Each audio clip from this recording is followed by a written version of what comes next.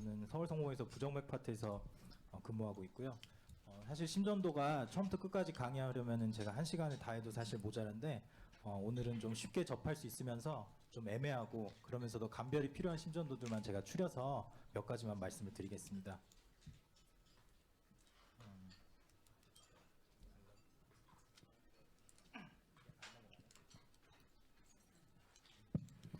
네, 심전도는 아까 심초음파는 얼른 보시면 바로 보는 게 이해가 되지만 심전도는 또 보시는데 시간이 필요하니까 제가 천천히 넘기겠습니다. 내 환자가 이렇게 왔다고 생각하시고 한 번씩 봐주시면 감사하겠습니다. 29세 남자인데 제너럴 위크니스로 와서 심전도를 찍어봤더니 이렇게 나왔습니다. 얼른 보시면 딱 보이는 이상이 프리코디얼 리드에 V2부터 V5까지 ST 엘리베이션이 있습니다. 이렇게 왔으면 어떻게 하시겠습니까? 바로 다른 병원에 보내야 될까요? 일단 ST 엘리베이션이 있으니까 마이오카디악 인팍션이 아닌지 걱정이 좀 되실 건데요. 자, 먼저는 심근경색이 맞는지 한번 환자한테 여러 가지 클루를 얻어야 되는데 지금 체스트 페인이 있는지, 이제 제너럴 위크니스니까 체스트 페인이 동반되는지, 혹시 싱코피나 디스미아가 있는지, 지금 없더라도 이전에 있었으면 확인을 해보고, 사실은 이것이 티피컬한 안자이날 페인인지, 이게 악화되는 것이 운동에 의해서 악화되는 체스트 페인이 있었는지, 이런 것들이 히스토리가 중요하겠고요. 더 중요한 것은 예전 심전도가 있는지입니다. 물론 그 병원에서 심전도를 예전에 찍었으면 좋겠지만 만약에 안 찍었다면 예전에 심전도를 찍으셨을 때 이상이 있다고 들어보신 적이 있나요? 한번 물어보시면 감별하는 데 도움이 되고요. 그 다음으로 이제 심전도를 면밀히 살펴서 이게 ST 엘리베이션 MI 심전도가 맞는지 몇 가지 클루가 있는데요. ST 엘리베이션 MI는 ST 엘리베이션이 컨벡스하게 위로 봉긋하게 솟은 ST 엘리베이션이 있을 것이고 레시프로칼 체인지가 있을 것이고 혹시나 패솔로지 QAV가 같이 있다면은 감별하는데 더 이런 것들이 있다면 ST 엘리베이션 MI로 보는데 더 합당할 겁니다. 이 환자 1년 전 심전도입니다. 예전도 똑같이 ST 엘리베이션이 계속 있었습니다. 아까 말씀드렸던 대로 ST 엘리베이션에 합당한 심전도인지 보기 위해서 ST 세그멘트를 잘 보면 컨벡스 하지 않고 이제 아래로 이렇게 아래로 푹 들어가 있는 약간 컨케이브한 모양이고요. 만약에 이게 ST 엘리베이션 MI면은 안테리어부터 라테랄까지 다 MI가 온 것인데 반대쪽에 전혀 레시프로컬 체인지가 없습니다. 또한 패솔로지 QAV도 전혀 보이지 않고요. 이 ST 엘리베이션은 잘 보면 앞에 약간의 너치가 있습니다. 그래서 이것은 ST 엘리베이션 MI와는 다른 J-웨이브 엘리베이션이라고 부르는 심전도 이상이고요. 이것을 임상적으로는 Early Repolarization Syndrome이라고 부릅니다. 그래서 이 경우는 이제 QRS의 끝에 있는 J 포인트가 올라가면서 QRS 끝에 너칭을 보이거나 혹은 이런 슬러링을 보이면서 ST 세그먼트가 같이 올라가 있는 게 특징이 되겠습니다. 병적인 파인딩은 아니고 올 파퓰레이션에서 약 1%에서 많게는 18%까지도 보고가 돼 있고 주로 남자에서 많이 생깁니다. 여자에서는 많이 보이지 않고요. 아까 말씀드린 대로 ST 세그먼트가 올라가 있으면서 QRS 끝에 너치나 슬러가 있는 것이 특징이고 주로 이런 것은 이제 주로 프리코디얼 리드에서 나타납니다. 때때로 어떤 환자들은 림리드까지 모든 리드에서 다 ST 엘리베이션이 있는 경우가 있는데 그런 ST 엘리베이션 MI는 없기 때문에 더더욱 얼리 리폴라이제이션을 시사하는 소견이 되겠습니다. 이것은 사실은 이런 심전도를 보이는 사람들이 아닌 사람에 비해서 급사의 위험이 3배 정도 높아지는 것으로 알려져 있는데 사실은 보통 사람들도 급사의 위험은 매우 낮기 때문에 이렇게 돼 있는 분들도 급사의 위험은 아주 낮습니다. 그래서 딱히 치료나 다른 검사가 필요한 심전도는 아니고요. 환자 그냥 제너럴 위크니스로만 왔다면 심전도와는 관계없는 파인딩이겠습니다. 이 환자는 사실 심전도가 너무 험악해서 코로나리 CT까지 찍었는데 CT에서 아무 이상이 없고 잘 지내고 있는 분입니다. 감별을 위해서 이제 그냥 MI 심전도를 보여드리면 안테리얼 MI 심전도는 아까도 정혁 교수님께서 잠깐 보여주셨는데요. 이렇게 안테리어 프리코디얼 리드에서 ST가 컨벡스하게 엘리베이션이 되면서 리드 2, 3 AVF에서 레시프로칼 ST 디프레션이 보이는 것이 특징이 되겠습니다. 인페리어블 MI의 경우는 2, 3 AVF에서 ST 엘리베이션이 있으면서 레시프로칼 ST 디프레션은 리드 1 AVL에서 나타나는 것이 MI가 되겠고요. 또 이제 랩트 서컴플렉스 아터리가 막힌 라테랄로 MI의 경우는 ST 엘리베이션이 잘 안 보이는 경우도 있는데 확실한 것은 이런 안테리어 월에서 ST 디프레션, 이제 레시프로컬 체인지로 ST 디프레션이 나타나면서 때때로 이런 V6 같은 라테랄 리드에서 ST 엘리베이션이 보이는 것이 특징이 되겠습니다. 네, 두 번째 케이스인데요. 60세 남자인데 건강검진에 이상이 있다고 내원을 했습니다. 얼른 보시면 제일 이상한 것은 일단 QRS 볼티지가 이상합니다. 림리드에서 좀 높아 보이지만 특히나 프리코디얼 리드에서 보시면 V4부터 V6까지는 R이 굉장히 높아서 위랑 만나고 있고 V1, 2는 S가 너무 깊어서 아래랑 만나고 있습니다. 그래서 이런 QRS 볼티지가 매우 크면서 같이 V4, 5, 6, 3부터 T웨이브 인버전이 보이고 있습니다. 그래서 이런 경우는 뭐 다들 잘 아시겠지만 LV 하이퍼트로피에서 생긴 세컨더리 T웨이브 인버전 소견이 되겠고요. LVH로만으로도 진단을 할 수가 있겠습니다. 환자가 특별한 증상이 있다면 더 검사를 해봐야 되겠지만 증상이 없다면 그냥 LVH로 판단을 할 수가 있겠습니다. 이런 LVH는 이제 대부분 일으키는 원인이 하이퍼텐션 혹은 만성 신줄환 아니면 이제 판막 질환, 주로 아오르틱 스테노시스, 아오르틱 밸브 스테노시스가 있는 경우에 이런 것들이 잘 생기는데요. 그래서 첫 번째로 물어봐야 될 것은 봐야 될 것은 환자가 혈압이 높은가를 먼저 봐야 될 것입니다. 그래서 그리고 이제 밸뉼라 디즈가 있을 수 있기 때문에 뭐뭐가 있는지 청진을 해보셔야 되고요. 랩을 한 적이 없다면 신기능이 괜찮은지 랩도 해보셔야 됩니다. 그런데 그런 것들이 다 없다. 환자들이 하이퍼텐션도 CKD도 밸뉼라 디즈도 없다고 한다면 컨제니탈 하이퍼트로픽 카디오마이오패스인 경우도 있습니다. 그래서 어쨌든 간에 뭐가 됐든 에코카디오그램 한번 시행을 하셔서 LVH가 어느 정도인지 혹시 다른 심기능 이상이 동반되어 있는 것은 없는지 확인은 해보시는 게 좋겠습니다. 비슷한 심전도인데요. 역시 나이가 아까보다 한 30살 정도 많습니다. 75세 남자분인데 역시 건강검진에서 이상이 있다고 오셨습니다. 이상이 있었습니다. 심전도를 해보니까. 아까처럼 V4, 5, 6의 T웨이브 인버전이 있습니다. 근데 아까 심전도랑은 조금 다른 양상인데요. 일단 첫째 다른 것은 볼티지가 크지 않죠, 이분은. 그리고 잘 보시면 아까 환자는 V4부터 6까지 다 R이 높았는데 이 환자는 V4까지도 R이 S보다 작습니다. 이것을 EKG에서는 Poor R Wave Progression이라고 하는데요. R Wave가 보통 V3에서 트랜진에서 R Wave가 높아지는 게 정상인데 그렇지 않고 또 보셔야 될 것 중에 하나는 T 웨이브 인버전의 모양이 아까랑은 좀 다릅니다. 아까 이 환자의 T 웨이브 인버전은 이니셜 슬롭이 슬러하고 완만하고 뒤에 올라가는 슬롭은 매우 경사가 급합니다. 그래서 이런 것을 Asymmetric T 웨이브 인버전이라고 부르는데요. 이것이 보통 말하는 세컨더리 T 웨이브 인버전의 보통의 양상이 되겠고요. 이 환자는 보시면 앞에 슬롭이랑 뒤에 슬롭이 T 웨이브 인버전의 슬롭이 똑같습니다. 그래서 이것을 Symmetric T 웨이브 인버전이라고 하고요. 이렇게 T 웨이브 앱노멀리티가 있으면서 슬롭이 시메트릭한 경우는 리스키한 사인인 경우가 문제가 있는 사인인 경우가 더 많겠습니다. 이 환자는 심장 초음파를 해봤더니 에이펙스가 잘 뛰지 않습니다. 그래서 이제 코로나리 안지오그래피까지 했는데요. 잘 보시면 여기 LAD가 여기서 막혀 있고 미드 세그먼트 쪽에 폐쇄 소견이 보입니다. 아마 이전에 마이오카디악 인팍션이 있었던 소견이 되겠고요. 어떤 이제 코로나리 쪽에 인터벤션이 필요한 환자가 되겠습니다. 그래서 아까랑은 이제 LVH랑은 디지즈 엔티티가 많이 다른 심전도 소견이 되겠습니다. 아까 말씀드린 대로 이제 T웨이브 앱노멀리티가 시메트리컬한 슬롭을 보이는 경우는 위험한 사인인 경우가 있는데 아래와 같은 경우도 또 비슷한 예가 되겠습니다. 보시면 이제 프리코디알 리드에서 V2, 3에 보면은 T웨이브가 QRS보다 더 볼티지가 높고 매우 높이 솟아있는 양상을 보이는데요. 우리 보통 심전도 찍다 보면 그냥 R보다 T가 더 높은 사람 많습니다. 근데 이 사람은 이상한 점은 이 T웨이브가 올라가 있으면서 앞에 슬롭과 뒤에 슬롭이 시메트릭합니다. 그래서 이런 시메트릭 T웨이브, 하이퍼 어큐트 T웨이브는 보통 어큐트 MI의 가장 얼리 스테이지에 나타나는 그런 소견이 되겠습니다.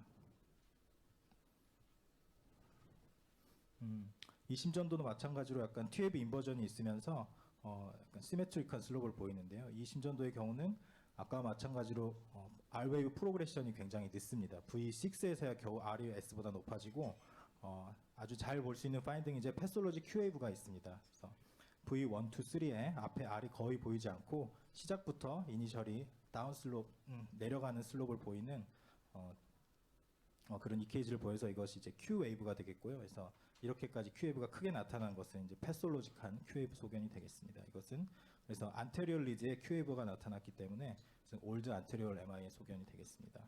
그래서 이런 환자도 역시나 에코도 해보고 이제 코로나 리밸루에이션을 해보는 것이 좋겠습니다. 이제 두 번째로 이제 프리메이처 빗, 이스케이프 빗에 대해서 간단히 말씀드리겠습니다. 사실 임상에서 되게 많이 볼 수 있는 그런 이상들인데 이것은 사이너스 노드가 아닌 다른 액토픽 포커스에서 나오는 리듬을 이렇게 부르는데요. 보통 원래 사이너스 리듬이 원래 나와야 되는 리듬보다 먼저 나오는 것은 프리메이처 빗이라고 부르고, 원래 사이너스 리듬이 나와야 되는 타이밍에 그 리듬이 안 나와서 나라도 뛰어야 되겠다 하고 뒤늦게 나오는 리듬은 이스케이프 빗이라고 부르게 됩니다. 그래서 이 이스케이프 빗이 나오는 포커스에 따라서 에트리얼 빗, 벤트리큘러 빗, 정셔널 빗으로 부르게 되고, 뭐 에트리얼 빗, 에트리얼 컴플렉스 다 똑같은 표현이 되겠습니다. 또 이제 맥박이 불규칙하다고 내원하는 환자들이 있는데요. 이 30세 여자분 EKG를 찍어봤더니 불규칙한 부분이 한 부분 있습니다. 여기서 한 부분 이제 맥이 좀 빨리 나왔는데요. 이렇게 빨리 나온 EKG가 있으면서 여기는 QRS가 네로우하고, 이런 네로우한 QRS가 나오기 전에 앞에 조그마한 P웨이브가 선행하고 있습니다. 그래서 이것은 프리메이처 아트리얼 컴플렉스에서 APC, PAC, APC 비슷한 표현인데요. APC 소견이 되겠습니다. 이 EKG는 역시 불규칙한 리듬이지만 여기선 이제 와이드 QRS를 보이면서 앞에 선행하는 P가 없는 것 같아 보입니다. 만약에 T웨이브 안에 들어가 있으면 저희가 안 보일 수도 있지만 이 T웨이브가 앞에 T웨이브랑 모양이 거의 비슷하기 때문에 앞에 P가 없는 것 같고요. 그래서 이것은 이제 프리메이처 벤트리큘러 컴플렉스가 되겠습니다. 보통은 VPC의 경우는 증상이 있으면은 이제 가슴이 두근거리거나 아니면 이 VPC가 나온 다음에 맥이 오래 이제 컴펜세이티드 포즈라 그러는데요. 오랫동안 맥이 쉬기 때문에 이제 맥이 건너뛰는 것 같다, 맥이 한 번씩 쉰다는 표현으로 많이 오시는데요. 경험상으로 이제 맥이 한 번씩 건너뛴다고 말씀하신 분들은 식사뇌 신드롬은 한 분도 없고 거의 다 PVC인 경우가 많은 것 같았습니다. 이런 프리메이처 빗을 보았을 때 치료는 APC는 대부분 증상을 일으키지 않고 치료의 대상이 되는 경우는 거의 없습니다. 그리고 VPC는 이제 증상이 있는 경우가 꽤 있는데 증상이 심하거나 혹은 벤트리큘러 타키카디아가 같이 있거나 혹은 심장의 디스펑션이 같이 동반돼 있을 때는 그때가 치료가 필요하고요. 증상도 없고 뭐 이런 것들이 동반돼 있지 않다면 굳이 적극적으로 치료를 고려하실 필요까지는 없습니다. 그래서 기본적으로 검사하는 것이 에코카디오그램과 24시간 홀터 정도를 검사를 해보시는 게 좋겠고요. 만약에 이런 환자가 증상이 있거나 이런 이상이 있어서 치료가 필요한 경우는 쓸 수 있는 약은 베타블로커 혹은 클래스 1C 안티아리스믹 드럭으로 보통 저희 플레카이나이드 혹은 프로파페논을 사용하게 됩니다. 어떤 약이 더 우월하다는 임상 결과는 아직 없고요. 뭐 여기저기서 지금 연구를 하고 있지만 사실 어떤 약을 쓰셔도 무방하고, 한쪽 약이 잘 안 듣는 경우 다른 약으로 바꿔서 해보면은 또 갑자기 잘 듣는 경우도 있습니다. 만약에 약을 써도 정 안 듣고 안 듣는 경우에는 라디오 프리퀀시 어블레이션 고주파 절제술을 고려를 해볼 수가 있는데, 고주파 절제술은 약을 한 2개월 몇 개월 써봐도 안 되고 홀터상에서 약을 쓴 이후에도 PVC가 홀터를 해보면 하루에 한 15% 이상, 뭐 많게는 20% 이상 이렇게 나오는 경우에 고려를 해볼 수가 있게 됩니다. 이 심전도는 65세 여자분이고요. 이 심전도는 저희 병원에 응급실로 왔던 환자분입니다. 응급실에 내원을 했는데 응급실에 계신 선생님, 응급실에 있는 내과 전공의 선생님, 노티받은 순환기내과 펠로우 선생님 모두 전혀 판독을 못했던 심전도인데요. 뭐 한번 자세히 보시고요. 물론 여기 계신 선생님 중에서는 판독하실 있으신 분이 많겠지만 제가 간단히 설명을 드리겠습니다. 이게 실제로 많이 볼 수 있는 심전도인데요. 일단 첫 번째는 QRS 컴플렉스가 이레귤러하게 나오고 있습니다. 그래서 QRS는 저희가 직관적으로 보이는데 이렇게 이레귤러리티가 있을 때는 먼저 찾아야 될 것이 P웨이브부터 찾아야 됩니다. 그래서 항상 P웨이브를 먼저 찾아야 되는데, 먼저 첫 번째 리듬부터 보면은 QRS가 나오기 전에 P가 나오지 않았습니다. 그래서 이 QRS는 근데 네로우 QRS이기 때문에 이것은 정션에서 나오는 정셔널 빗입니다. 이스케이프 빗인지 프리메이처 빗인지는 아직 모르는 상태고요. 그 다음 빗을 보면은 P웨이브가 나오고 정상적으로 QRS가 나왔습니다. 그래서 이것은 사이너스 리듬일 텐데, 그 다음에 한참 동안 P웨이브가 나오지 않고 QRS가 먼저 나왔습니다. 그래서 이것은 이스케이프 정셔널 빗이 되겠고, 그 다음에 여기 보이는 조그만 것이 아마 사이너스 P 웨이브일 텐데 이것은 뭐 방금 QRS가 나왔기 때문에 전도가 되지 않았고요. 그 다음에도 한참 있다가 사이너스가 안 나오고 이스케이프 정셔널 빛이 나오고 그 다음에 여기서 뭐가 하나 나왔는데 잘 보면은 이 T 웨이브 안에 P가 들어있는 것 같습니다. 그래서 이것은 사이너스 리듬. 그 다음 역시 이스케이프 정셔널 빛. 그 다음 이스케이프 정셔널 빛. 그래서 이 심전도 안에서 사이너스 노드는 한 번, 두 번, 세 번, 아마 여기도 있는 것 같고 한 네 번 정도 뛰었습니다. 그래서 10초 동안 네 번 뛰었으니까 실제 뭐 맥박수로 따지면 24회가 되겠고요. 실제로 이렇게 사이너스 브라디카디아가 있는데 뭐 우리 몸에 이제 세컨드 페이스메이커는 정션이기 때문에 그렇게 사이너스 노드가 너무 느린 경우는 이런 이스케이프 정셔널 빛이 나와서 그것을 좀 메꿔주게 됩니다. 그래서 실제로 식사이너 신드롬 환자분들이 이런 심전도로 오는 경우가 많습니다. 이스케이프 빛은 아까 말씀드린 대로 제 타이밍에 나와야 될 사이너스 리듬이 안 나왔을 때 나라도 뛰어야 되겠다 하고 나오는 빛이 되겠는데요. 대부분 우리 몸의 세컨드 페이스메이커는 정션이기 때문에 거의 대부분은 정셔널 이스케이프 빛이 나오게 됩니다.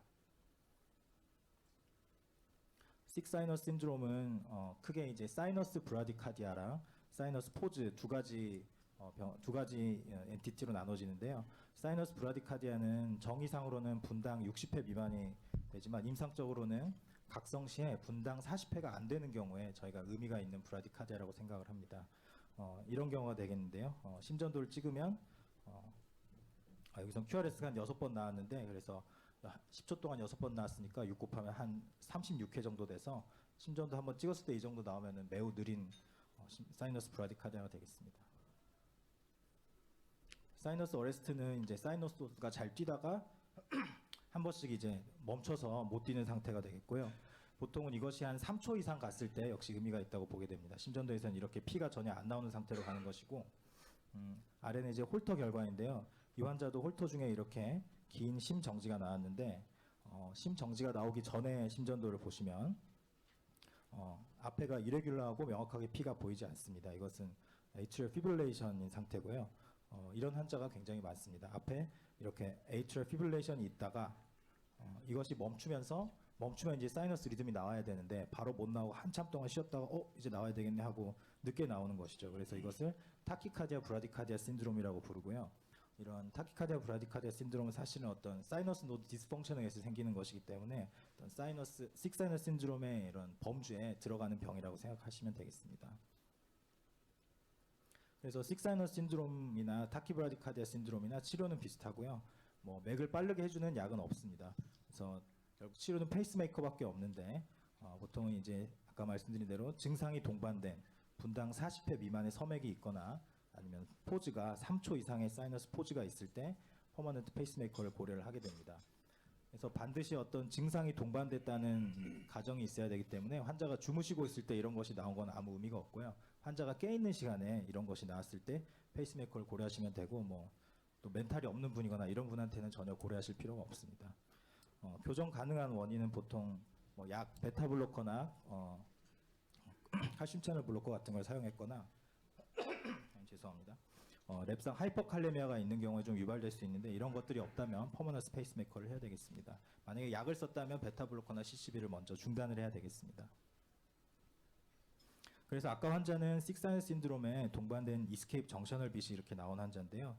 이스케이프 빛이 잘 나오고 있지만 환자가 어지러움으로 내어난 환자이기 때문에 증상이 동반된 식사이너스 신드롬이고 페이스메이커 삽입을 해야 될 가능성이 굉장히 높습니다. 하지만 이 심전도 하나만 가지고는 확실히 도큐멘트 됐다고 보기가 어렵고 어떤 홀터 모니터링을 한번 해봐서 그 다음 결과를 보고 박동기를 삽입할 것을 결정을 해야 되겠습니다. 또 45세 여자 환자고 호흡곤란으로 오는 환자입니다.